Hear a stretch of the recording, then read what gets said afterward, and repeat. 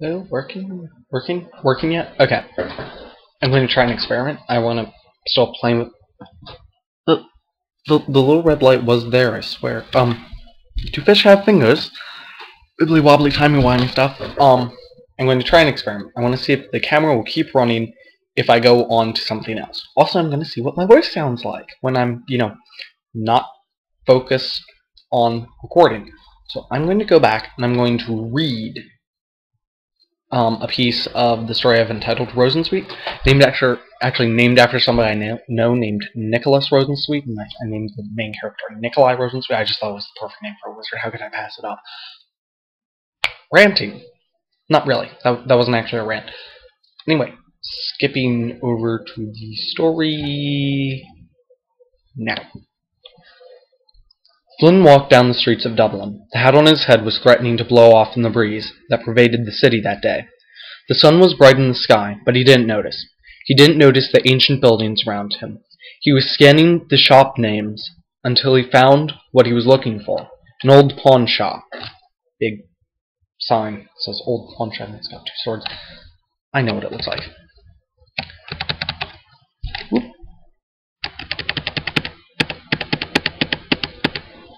Rosensweet stood at the counter waiting. Flynn walked over to the counter. Rosensweet waited patiently for Flynn to ask the question. After a long moment, Flynn asked, "Do you have it?" The light reflected off Rosensweet's glasses, hiding his eyes from Flynn. "Whatever do you mean? I have many things," Rosensweet answered calmly. Flynn started to get angry. His next statement had a biting quality to it. "I'm here for the box." Rosensweet sighed. "You don't seem very intelligent." Flynn's face grew red as he gritted his teeth in frustration. Rosensweet gestured around the room. "I have many boxes. You may have any box that you like," he smiled puckishly, "if you have the means to pay for it." Flynn looked around the room, choosing his next words carefully. "Nikolai Rosensweet, you are just as difficult as Hadrian described." Rosensweet's smile froze on his face, the light making his glasses opaque. "Yes, Hadrian said you'd be like this. Evasive." Rosensweet's face hardened and became drawn. "And childish." "What do you want?" Nick snapped. The mention of Hadrian had unnerved him. "You're here for the box, right? Fine. Do you have the payment?" Nick's eyes were angry, and the lights in the store had started to flicker. "Yes, I do. But there has been a change in plans." Flynn's expression was concerned. "We think the operation may have been compromised. We can't leave you here." "Well, you will find it difficult to make me leave." Rosensweet had regained his composure. The lights had become steady again. "Nikolai, please, be sensible. If things have gone wrong, then you are in as much danger as I am." "Flynn, I'm an independent contractor. I have nothing to do with this. I'm essentially a mailbox. They have no qualms with me. They don't need a reason. You saw Mrs. McCratchit. You were a first responder. You know they don't need a reason." Flynn was serious. He knew they had to leave. Nikolai opened his mouth to respond. He was cut off as his front windows blew in.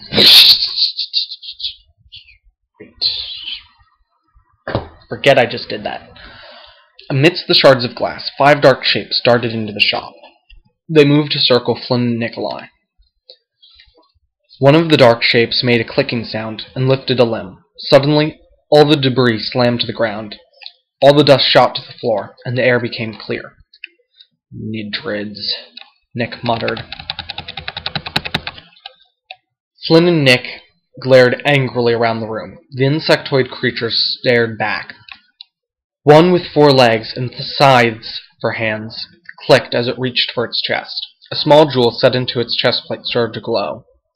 Its voice was clanky and mechanical. "Give us the box." One Nidrid with hands put out an open palm, waiting for its prize. "I'm sorry, sir, but I don't know what you're talking about," Nick said. We have many boxes. If you see one you like, then you may purchase it. The insects did not respond. If you don't have money, I also barter things. I like that jewel of yours, he said, indicating the Nidrid that spoke. Unless I'm mistaken, that gem is a processor. The Nidrid still didn't reply, standing still as statues. Well, if you aren't going to buy anything, then I must ask that you leave. Finally, the bugs clicked to life again. You have not produced the box. Now we will secure it from you. The insects sprang to motion. Two of them moved towards the shelves and started tearing them apart. Hey! Nick shouted. Flynn looked at him. Shut up, he said. No, they have to pay for that, Nick answered. I think they figured that out. Here they come.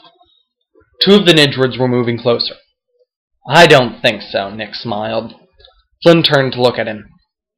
Damn, he thought. He's back in Rosensweet mode. Rosensweet raised a hand, as though demanding money. Echelon. The word seemed to twist space and ripple time. Flynn had seen magic before, but never like that. Light shot up from Rosensweet's palm, a foot-long pillar. The glass shards on the floor suddenly pooled around the two Nidrids, forming a cyclone of white. They screamed. The sound was terrible. They hadn't been built to scream, but they did. The other Nidrids turned to observe. The glittering whirlwinds started to compress, whirling faster and faster as they grew denser. Bits of black started appearing in the glittering tornadoes. Soon the whirlwinds were much smaller than the insects they surrounded. Limbs flailed from the cyclone, scarred and badly damaged. The Nidrids that had been working at the shelves started moving forward to stop Rosensweet as the whirlwinds collapsed in on themselves, leaving nothing. Are you going to do something about them? Flynn asked nervously. I might as well, Rosensweet smiled to himself. My shop's already ruined. The pillar of light on his palm, burbling like a fountain, shimmered purple. The room grew dark, like the very air was becoming opaque. The ceiling groaned as two discrete triangles collapsed on the Nidrids. That won't stop them, Flynn warned. Yes, it will, Rosensweet smiled. The burbling fountain of light turned orange. The piles of plaster, wood, pipes, and nails shifted, becoming more like sea urchins than a washed-over sandcastle. The spiky masses started contracting, the sharp ends pulling towards the core. Another ghastly insectoid scream came from the debris, high and sharp at first, like before, but soon the scream grew deeper, like the sound was being pulled back toward the piles. The piles compressed further as the screams died away. Soon, where the piles had been, two orbs floated in the air, the size of a head of lettuce each. But they were growing smaller still, crushing the contents far beyond recognition. I think that's enough, Rosensweet said, smiling. His eyes were glowing dark purple even as the fountain of light faded back into his palm. Only one insect remained, the one with the jewel in its chest. It hadn't moved the whole time. Not a single one of its legs had moved. Its scythed arms rested at its side. It stared straight ahead at Rosensweet. The jewel glowed steadily as it spoke. Give us the box, wizard. Rosensweet smiled wolfishly at the creature. So, now you know what I am. You still dare demand anything from me? Rosensweet scoffed. Why are you so stupid? You cannot hurt me, wizard. Give us the box. Flynn was worried. Having seen what Rosensweet had just done to its companions, he had expected the Nidrid.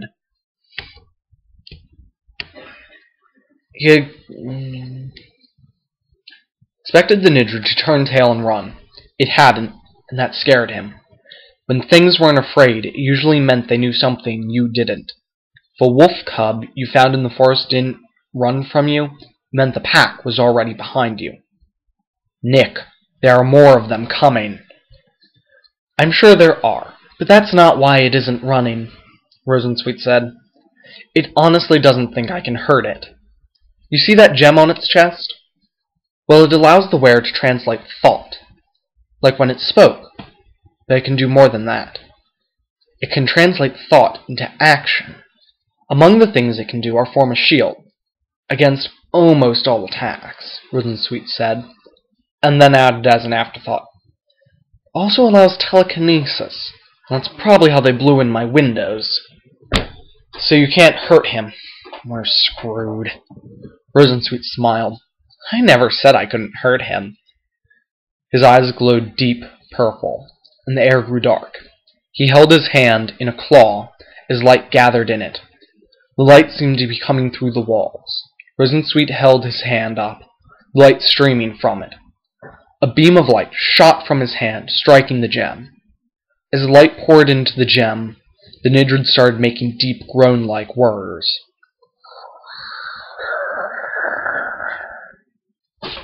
Take that part out, too. It flailed its arms, but the motions never seemed controlled. It lifted each of its legs, but didn't walk. Each of the 4 legs seemed to be acting on their own accord. The groan grew deeper as the Nidrid's eyes seemed to grow darker, then black. Crack! Light poured from the insect's head. Large cracks had formed all over it. Suddenly, fire flashed as the head exploded apart. Flynn dove for the floor. Let's stop there. La-da-dee-da, la-da-dee-da, la-da-dee-da.